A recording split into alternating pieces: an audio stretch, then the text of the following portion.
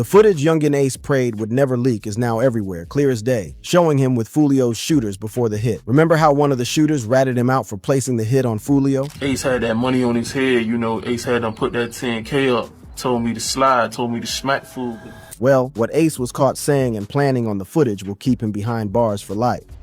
Yungeen Ace's ties to Foolio's killers exposed.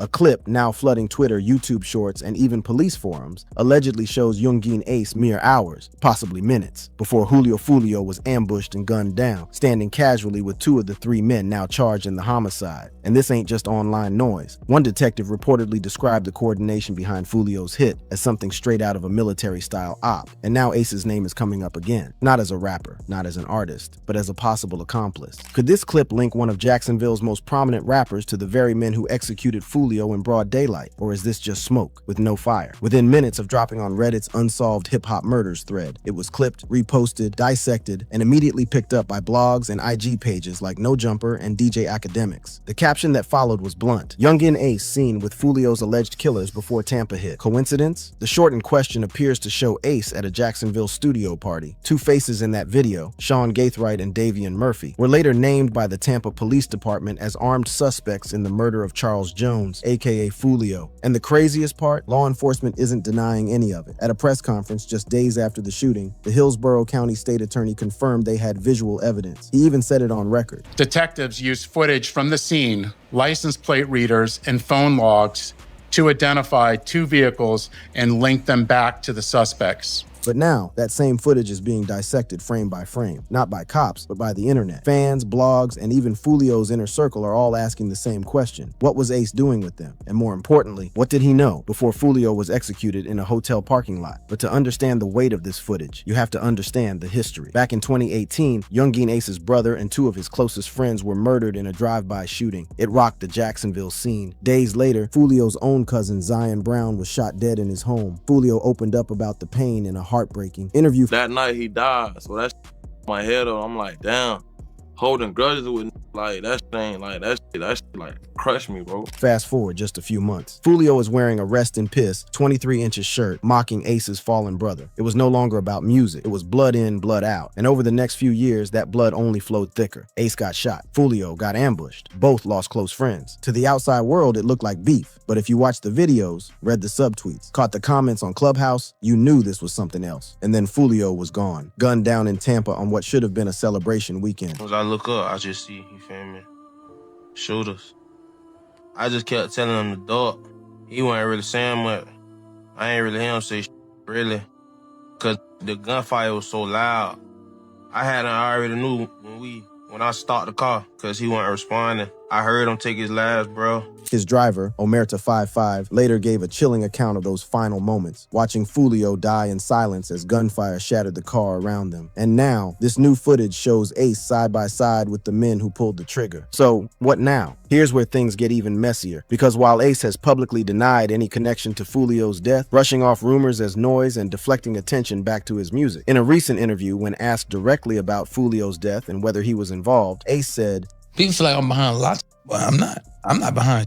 I'm working, I'm grinding every day. I'm grinding, I got a family." And while Ace's denial sounds definitive, the timeline doesn't. Because not even 2 weeks before Foolio's death, rumors had already begun bubbling online about unusual movement in Jacksonville, specifically around Ace's crew and a group of out-of-town hitters. By the time Foolio was in Tampa, those whispers turned into flat-out conspiracy theories. And now, with 3 men charged, 2 of whom were spotted with Ace in public footage, those theories don't sound so crazy anymore. Let's talk about the alleged killers. Isaiah Chance, a 21-year-old documented ATK member, likely acted as a lookout, tracking Foolio's movements, but the footage suggests his role was way more intimate than just being a distant observer. Rumors even claim he attended the party before the hit, blending in with the crowd like everyone else. Alicia Andrews, also 21, is associated with the suspects, also a lookout, not facing the death penalty due to pregnancy. The fact that Andrews was pregnant while helping plan someone's death adds another layer of coldness to this story. The sophistication of this operation becomes clear when you understand the chess game that was being played. Foolio Foolio had survived previous shootings and lost many friends to violence, reflecting the dangerous environment he navigated. Homie knew he was a target. He understood the risk better than most. He had experienced betrayal and violence before, but even someone as street smart and paranoid as Foolio couldn't have imagined that his enemies would get close enough to share his birthday cake before putting bullets in his body. The psychological profile of someone who can fake being your homie while planning your murder is truly disturbing. Sean Gathright, an 18-year-old believed to be one of the three shooters, had to maintain perfect composure while being in close proximity to his target for hours. Think about the level of self-control required to laugh at someone's jokes, participate in their celebration, maybe even take pictures with them, all while knowing you're about to take their life before the night is over. Rashad Murphy, age 30, is a documented member of the 1200 gang and is believed to be one of the three shooters. At 30 years old, Murphy was the OG of this operation, the seasoned veteran with enough experience to understand exactly what they were planning and what it would lead to. He was arrested on July 29, 2024, after a dramatic standoff with law enforcement in Jacksonville. The fact that he went out shooting when they came for him tells you everything about Murphy's mindset. He knew what he had done, and he knew what was coming. Davian Murphy, age 27, Rashad Murphy's cousin and a documented member of the 1200 gang, was perhaps the most chilling player in this whole operation. He was initially on the run for several months and was arrested on January 6, 2025 in Jacksonville. The fact that this dude managed to stay on the run for over 6 months while knowing that law enforcement was closing in on his accomplices shows the level of planning and preparation that went into this entire operation. The hotel situation itself reveals how detailed this setup really was. Prior to us getting to the hotel, he had called and made reservations. And then we got to the hotel, he went in, checked in, and they told him that the rooms already been taken. This wasn't just bad luck or poor planning. This was deliberate manipulation, designed to force Foolio and his crew into the exact vulnerable position the killers needed. Someone either messed with those reservations or made sure they would be unavailable, creating the perfect scenario for an ambush. Now here's the bomb. Multiple IG stories from just days before the murder, now archived and analyzed by fans, show Ace in the studio, dapping up both Sean and Davion. The footage is grainy, faces are shadowed, but frame-by-frame analysis cross-referencing tattoos and clothes has made it nearly impossible to deny. After Foolio was pronounced dead, several of Ace's known affiliates took to Instagram Live, not to mourn, but to clown. Everyone get that dime, Foolio, Lulio. These weren't just disrespectful barbs. They were thinly veiled celebrations, and they came just hours after Foolio's death was confirmed. Coincidence or confirmation? But the real bombshell came when footage revealed how well they planned to infiltrate Foolio's circle. The execution. The shooting occurred in a hotel parking lot after Foolio was asked to leave an Airbnb. But what we now understand is that every move, every location change, every decision that led to that parking lot was orchestrated by people who had been playing the long game for months. The execution phase of this operation reveals coordination that would make military strategists jealous. Only 3 out of the 5 people linked to Foolio's murder pulled the trigger, but all 5 people are charged with murder because the level of planning and coordination between these 5 defendants was truly alarming. The attack involved the 3 assailants armed with a pistol and 2 rifles, and they attacked using a handgun and 2 rifles. The choice of weapons tells us everything about their mindset. This wasn't meant to be a quick hit and run. This was meant to be overwhelming, brutal, and absolutely certain. They brought enough firepower to eliminate not just their primary target, but anyone who might try to protect him. The timing of the execution reveals the psychological calculation that went into every aspect of this operation. Foolio was shot multiple times with a handgun equipped with an extended high-capacity magazine, fired over 30 times, and 2 rifles equipped with brass catchers. The use of brass catchers shows they were thinking about forensic evidence, even in the heat of the moment. I already knew when I stopped the car, because he wasn't responding. I heard him take his last, bro. When I woke up, I asked some people, and they told me, like, they confirmed it. I ain't believe it, though. The surveillance video from the scene shows the clinical precision of the attack. This barrage of gunfire also struck 3 additional victims who miraculously survived this incident. Let's look at this video. This is at the hotel, and you can see the shooters are getting in position for their planned out murder. And they are shooting at Charles now, and you can see that he's the passenger in that car that's moving and trying to flee. And again, they're still shooting at him. The legal consequences are still unfolding, but the scope of the charges tells us everything about how seriously authorities are taking this case. All 5 suspects face first-degree murder charges, with Sean, Gathright, Rashad Murphy, and Davion Murphy potentially facing the death penalty. Rashad Murphy also faces 3 counts of attempted first-degree murder. The fact that prosecutors are seeking the death penalty shows they understand the calculated nature of this execution. So Yungeen Ace has long been known in Jacksonville. We are consistently monitoring those groups. We have people that are always watching them. I won't speak to the chief's investigation. That's up to TPD. We don't have an investigation on him right now, but he can't move around in Jacksonville without us knowing about it. And that's for the betterment of our community. But even law enforcement surveillance capabilities couldn't prevent this execution because it was carried out by people who were supposed to be on the inside. The aftermath, ATK versus KTA legacy, and Yungeen Ace's new reality.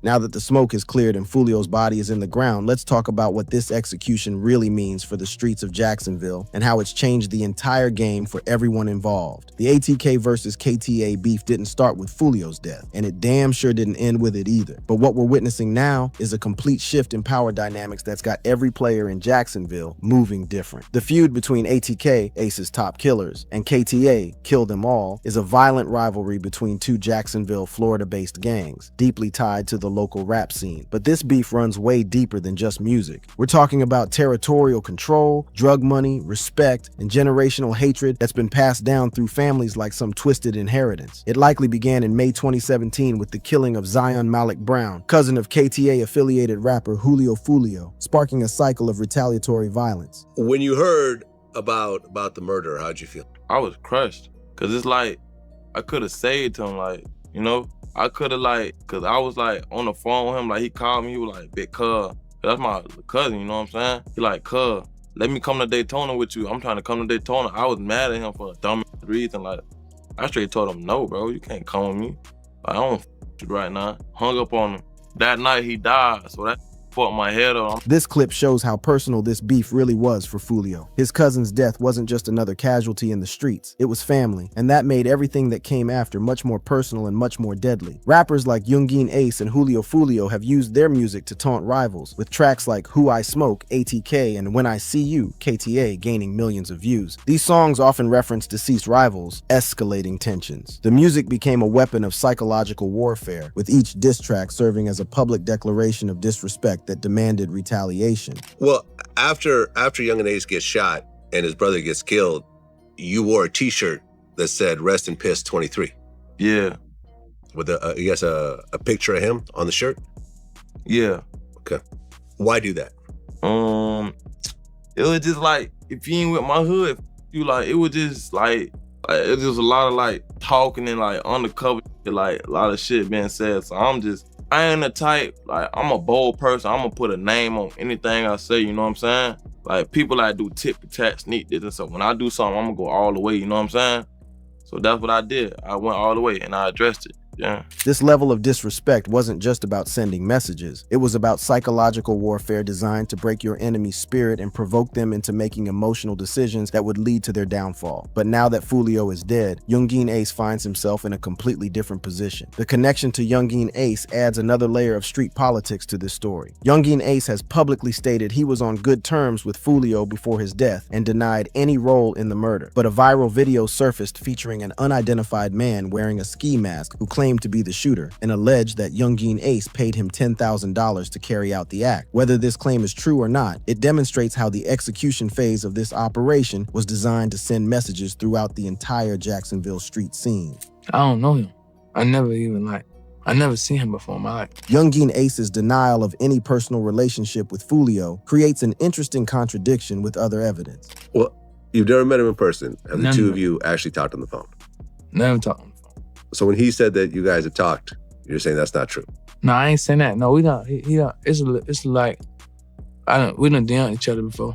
This admission that they had been communicating through DMs suggests that even the main players in this beef had some level of communication, which makes the intimate betrayal captured in the new footage even more significant. Sheriff TK Waters has taken a strong stance against gang violence, particularly focusing on the role of drill music, which he believes exacerbates local crime. The heat on Ace has intensified to levels that most street dudes couldn't imagine dealing with. Jacksonville police and I don't know how they be doing it, but they always call around and cancel my shows. What's up with y'all? What's going on? Why y'all want to cancel my show? I don't even live there in Jacksonville. Why y'all want to cancel my show? Why y'all trying to my money?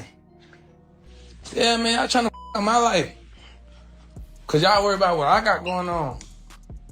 I ain't fucking with y'all. Y'all better leave me the fuck alone. This clip shows the level of pressure law enforcement is putting on Ace. They're not just watching him, they're actively interfering with his ability to make money and live his life. That's the kind of heat that makes even the hardest street dudes consider relocating permanently. Sheriff Waters has emphasized that Yungeen Ace is closely monitored by the Jacksonville Sheriff's Office, JSO. The sheriff's statement that he can't move around in Jacksonville without us knowing about it essentially means Ace is living under constant surveillance. That's not just inconvenient, that's psychological torture designed to make him leave the city permanently. Waters has also threatened RICO charges against ATK, suggesting that the group may be investigated as a criminal organization. RICO charges would mean they're treating ATK like an organized crime family, which carries federal sentences that could put everyone involved away for life. That's the kind of pressure that breaks up crews and forces people to flip on each other. The psychological impact on Ace has been visible in his recent behavior and statements. I mean, some people feel like you were behind that.